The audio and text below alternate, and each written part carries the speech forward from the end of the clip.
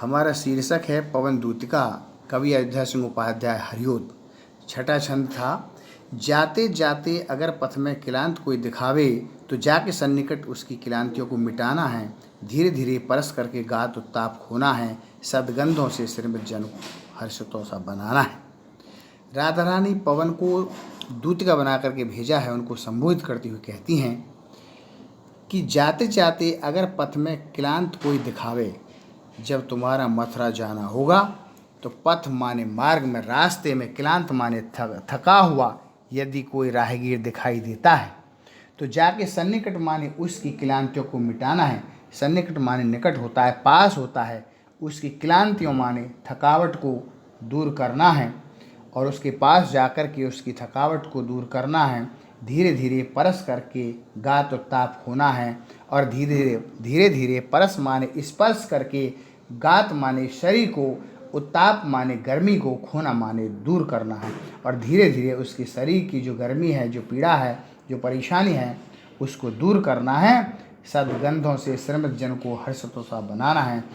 अपनी श्रेष्ठ गंध से श्रीमत माने उस थके हुए जन माने व्यक्ति को, उस राहगीर को हर्षितों सा बनाना है, यानी प्रसन्नचित्त करना। हर्षित माने खुशी प्रदान करना, प्रसन्नचित्त बनाना और अपनी श्रेष्ठ गंध से, अपनी सुगंध से उस थके हुए राहगीर को प्रसन्नचित्त बनाना है।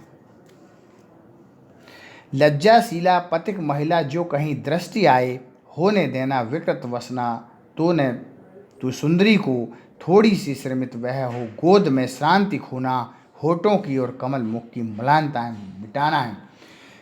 आगे राधा रानी कहती हैं कि लज्जाशीला पथिक महिला जो कहीं दृष्टि आए, कि लज्जाशील पथिक महिला, यदि ऐसी कोई महिला राहगीर है जो लज्जाशील है, वो दिखाई देती है, दृष्टिगत होती है, दिखाई देती है, तो होने देना विकृत वसना तो न तू सुंदरी को। और उसके विकृत माने अस्त व्यस्त है, वसना माने वस्त्रों को, तू सुंदरी को, उस सुंदरी के वस्त्रों को अस्त व्यस्त नहीं होने देना है। थोड़ी सी श्रमित वह हो गोद में श्रांति खोना है। यदि वे थोड़ी ही श्रमित माने थकी हुई है तो अपनी गोद में लेकर श्रांति माने थकावट होना है, खोना माने दूर करना है। यदि वह थकी हुई स्त्री है, ऐसी महिला है, राहगीर है, तो उसकी जो थकी हुई है, श्रांति माने थकावट को दूर करना है, खोना है। होठों की ओ कमल मुख की मलानताएं मिटाना है। उसके होठों की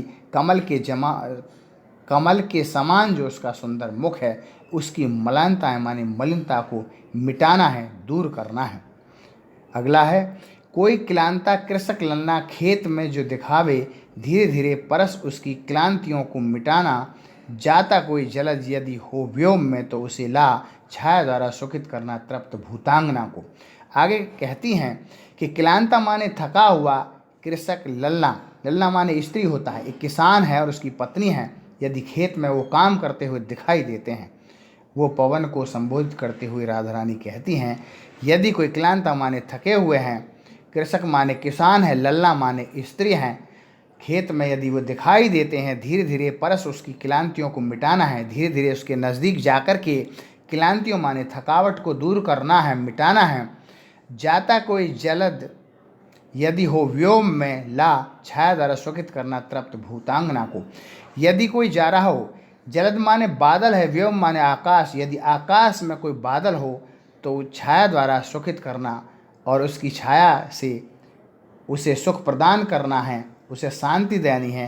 तृप्त भूतांगना को, तृप्त माने जो गर्मी से सताई हुई, भूतांगना माने स्त्री है, उसको छाया प्रदान करनी है, उसकी गर्मी को दूर करना है, ताप को मिटाना है।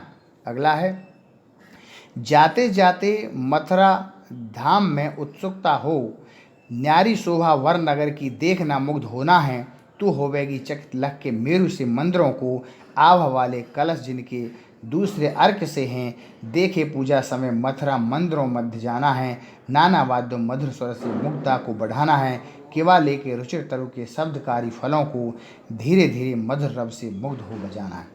राधा रानी पवन को संबोधित करते हुए आगे कहती हैं कि जो मथुरा के मार्ग में जाना होगा तो ऐसे शोभायमान, मथुरा में ऐसे सुशोभित मंदिर दिखाई देंगे। उनकी सुंदरता का किस तरह से वर्णन किया गया है कि जाते जाते पहुँच मथुरा धाम में उत्सुकता हो।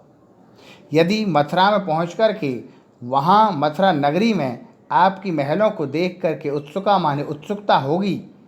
न्यारी शोभा वर नगर की देखना मुग्ध होना, उस नगर की सौंदर्य को सुंदरता को देख करके आप मोहित होंगी। तू होवेगी चकित लग के मेरु से मंदिरों को, और तू कैसी हो जाएगी, मेरु माने समेरु पर्वत के समान उस मंदिरों को देख करके आश्चर्य में पड़ेगी। आश्चर्य में पड़ना होगा तुम्हारा कि तू होवेगी चकित लग के मेरु से मंदिरों को, समेरु पर्वत के समान ऐसे उच्च ऊंची आभा वाले ऐसे मंदिरों को देख करके चकित होगी। और आभा वाले कलश जिनके दूसरे अर्क से हैं, और शोभा प्राप्त आभा माने सुंदरता सौंदर्य से युक्त ऐसे कलश जिनके दूसरे अर्क, अर्क माने सूर्य होता है, उन मंदिरों की जो चोटी है अर्क माने सूर्य के समान सुशोभित है, शोभामान है, उन सब को देख करके आपको अचरज होगा। देखिए पूजा समय मथुरा मंदिरों के मध्य जाना। पूजा के समय आपको मथुरा के मंदिरों के मध्य जाना है। नाना वाद्यों मधुर स्वर को मुक्ता को बढ़ाना है। अनेक प्रकार से जो वाद्य यंत्र के द्वारा मंदिरों में पूजा अर्चना होती है, धीमी धीमी अपनी गति से उनकी मधुरता को बढ़ाना है। अनेक प्रकार के वाद्य यंत्रों से युक्त अपने जो उनका स्वर है, अपने धीमी गति से उसको बढ़ाना है। केवल लेके रुचिर तरु के शब्दकारी फलों को धीरे धीरे मधुर रव से मुग्ध हो बजाना है।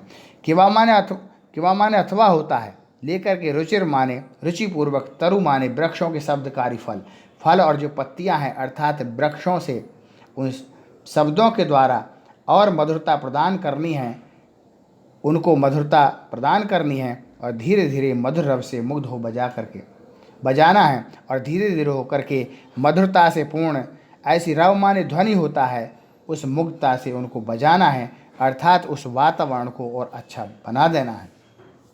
काव्य का सौंदर्य पूर्वत है, जैसे बताया था, भाषा खड़ी बोली है, रस वियोग श्रृंगार और शांत रस है, और छंद मंदा क्रांता है, गुण प्रसाद। धन्यवाद।